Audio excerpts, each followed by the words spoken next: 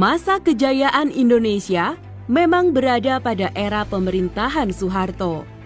Reputasi Indonesia semakin mencengkram di mata dunia. Ini berkat Soeharto yang membenahi dan merintis dengan rapi pemerintahan Indonesia yang diwariskan oleh Soekarno. Soeharto menunjukkan kepada Indonesia bahwa dia merupakan seorang pemimpin yang hebat dan nyaris tidak ada cacat sama sekali. Berikut adalah 7 kehebatan Soeharto yang berhasil membawa Indonesia pada masa kejayaan. Apa sajakah itu? Simak ulasannya berikut ini.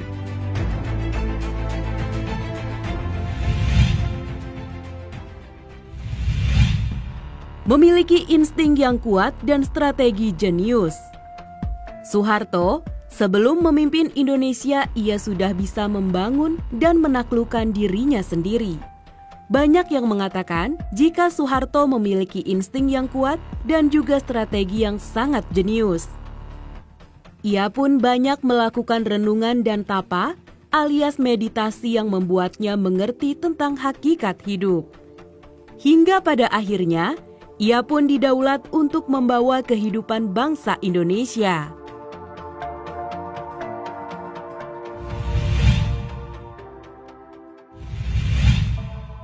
Sang Bapak Pembangunan.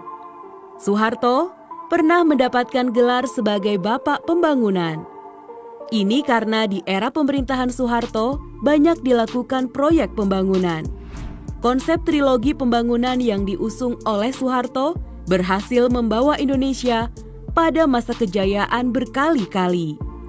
Seperti saat Indonesia bisa mengalami swasembada beras, penekanan inflasi dari 650% hingga menjadi 12% saja, pembangunan waduk-waduk, dan masih banyak lagi.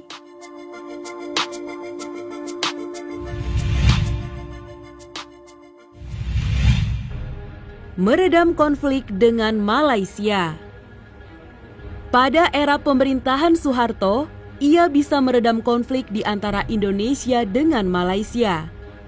Ini berkat kemampuannya berdiplomasi dengan berwibawa sehingga membuat seorang Mahathir Mohamad sampai menjatuhkan rasa respek dan hutang budi kepadanya.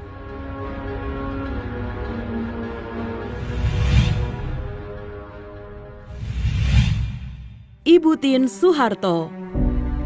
Yang menjadi kekuatan pada era pemerintahan Soeharto adalah Ibu Tien Soeharto. Wanita murah senyum dan juga karismatik ini sangat dicintai oleh rakyatnya.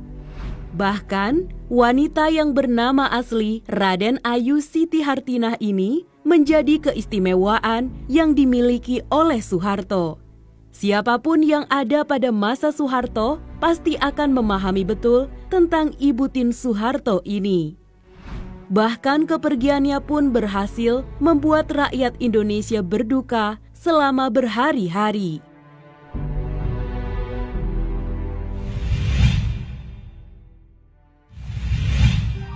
Belenggu terhadap media.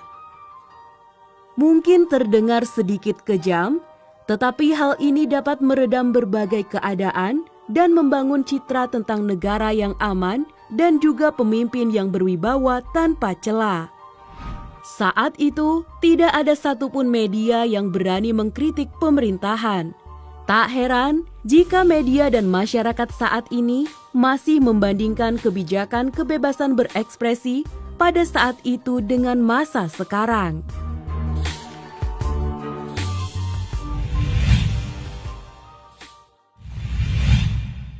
Petrus alias penembakan misterius. Soeharto memiliki sebuah operasi rahasia yang bernama Petrus atau penembakan misterius. Operasi rahasia ini dilakukan untuk mengontrol keamanan. Siapa yang berbuat jahat dan menjadi biang keroknya, maka ia pun akan langsung didor. Penembak misteriusnya pun tidak pernah diketahui. Yang ada, korban langsung ditemukan meninggal begitu saja. Tapi korban yang ditembak pasti merupakan orang yang memiliki catatan masalah.